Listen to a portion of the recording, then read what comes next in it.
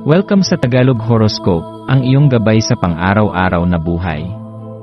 Hatid namin ang pinakadetalyadong horoscope na magsisilbing gabay mo sa pera, trabaho, pag-ibig, kalusugan, at swerte. Naway magtagumpay sa buhay ang lahat ng ating tagapakinig at subscribers sa buong mundo. Maraming salamat sa pag-subscribe at tanggapin ang siksik, liglig, at umaapaw na biyayang hatid ng Tagalog Horoscope. Ito ang iyong pang-araw-araw na horoscope para sa Taurus para sa Mayo 17, 2025. Sa kalmadong araw ng Mayo 17, inaanyayahan ka ng enerhiya ng araw na ito na maglakbay paloob sa sarili mong kamalayan. Isang malalim at tahimik na paglalakbay na magbibigay liwanag sa mga bahagi ng iyong pagkatao na marahil ay hindi mo pa lubos na natutuklasan.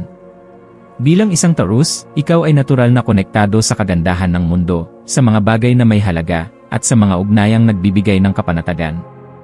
Gabay mo ang Venus, ang planetang sumasagisag sa pag-ibig at sining, kaya naman malakas ang iyong paghahangad sa koneksyon, sa kagandahan ng paligid, at sa mga karanasang nagpapalusog sa iyong puso't isipan.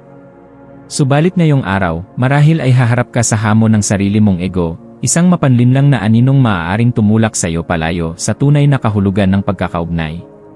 Sa mga sandaling ito, hinihikayat kang lumayo sa pagmamataas at palitan ito ng mas malalim na pagkilala sa iyong mga hangarin. Ang araw na ito ay isang pagkakataon upang suriin ang iyong mga layunin at ang iyong paninindigan sa mga ito. Ang mga panlabas na kaguluhan, kasikatan, o pagpuna ay maaaring humila sa iyo sa direksyong hindi akma sa iyong pinaniniwalaan. Ngunit kung mananatili kang totoo sa iyong sarili at ipapairal ang disiplina at kababaang loob, mas madaling makakapasok ang enerhiya ng universo upang tulungan kang dalhin ang iyong mga hangarin tungo sa katuparan. Sa likod ng mga kilos at salita mo ngayong araw ay may lalim na dapat mong kilalanin, bakit mo ginagawa ang isang bagay. Ano ang ugat ng iyong pagkilos? At paano mo ito maaaring baguhin upang maging mas tapat sa tunay mong layunin? Sa paglalim ng araw, magandang magsagawa ng isang ritual na may kahulugan para sa iyo. Maaaring ito ay simpleng paglalagay ng kandila at tahimik na pagninilay, o kaya ay pagsusulat ng iyong mga iniisip sa isang journal upang mapalaya ang laman ng iyong isipan. Ang ganitong mga hakbang ay hindi lamang para sa simbolismo, ito ay konkretong paraan upang linisin ang iyong espiritu sa bigat ng mga inaasahan at paminsan-minsang kayabangan. Habang ginagawa mo ito, matututo kang magpakumbaba sa harap ng mas mataas na layunin at makita ang kagandahan sa pagiging totoo, sa pagiging simple, at sa pagyakap sa kasalukuyang sandali. Tandaan na sa bawat hakbang patungo sa personal na paglago, may kasamang pagharap sa sarili, at minsan, masakit itong gawin. Ngunit sa pagtanggap ng kahinaan, sa pagbitiw sa pangangailangan na laging tama, at sa pagbubukas ng puso sa mga posibilidad ng pag-unawa, naroon ang tunay na kalakasan. Ang mga relasyong matagal mo nang pinahahalagahan ay maaari mong mapalalim sa pamamagitan ng mas bukas na komunikasyon. Ang mga usaping hindi pa natatapos ay maaaring magkaroon ng resolusyon kung isasantabi mo muna ang pagmamataas at makikinig ng may malasakit.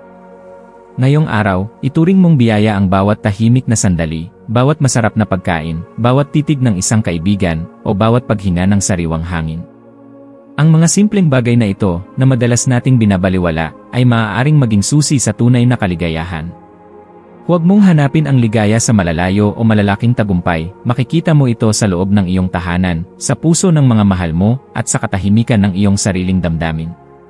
Maswerteng kulay mo ngayong araw ay esmeraldang berde, kulay na sumasagisag sa pagpapagaling, kasaganaan, at balanse. Ang mga numerong magdadala ng swerte sa iyo ay 3, 9, at 22. Ang maswerteng gawain para sa araw na ito ay ang pag-aayos ng iyong espasyo, maging ito man ay silid, mesa, o isipan, sapagkat sa bawat pag-aayos ay may pag-alis ng kalat, at sa bawat pag-alis ng kalat ay may pagpasok ng liwanag. Ang payo para sa iyo ngayon ay ito, yakapin mo ang katahimikan, yakapin mo ang iyong sariling katotohanan, at huwag matakot sa pagbitaw. Hindi mo kailangang patunayan ang iyong halaga sa pamamagitan ng ingay o tagumpay na panlabas. Ang tunay na halaga mo ay nakaugat sa iyong kakayahang magmahal, umunawa, at mamuhay ng may kabuwang layunin. Ang paglalakbay mo ay hindi laging kailangang mabilis, minsan, ang pinakamahalagang hakbang ay ang pagtigil saglit upang makinig sa tibok ng iyong puso. Sa pagtatapos ng araw na ito, mapapagtanto mong may mga bagay na hindi mo kontrolado, at ayos lang iyon. Ang mahalaga ay ang iyong intensyon, ang pagkakaroon mo ng direksyon, at ang pananatili mong bukas sa pagbabago. Mahalaga rin ang pagpapatawad sa sarili at sa iba sapagkat ito ang nagbibigay daan sa kapayapaan. Sa bawat paghinto, sa bawat pagsulyap sa loob ng sarili, sa bawat pagbitiw sa bigat ng kahapon, naroon ang pagsilang ng bago at mas maaliwalas na bukas. Panatilihing bukas ang iyong puso at hayaang ang mga bituin ang gumabay sa iyo habang tahimik mong binubuo ang hinaharap na puno ng pag-asa at kadalakan. Naway maging makabuluhan ang iyong araw. Patuloy kang lumago, Taurus.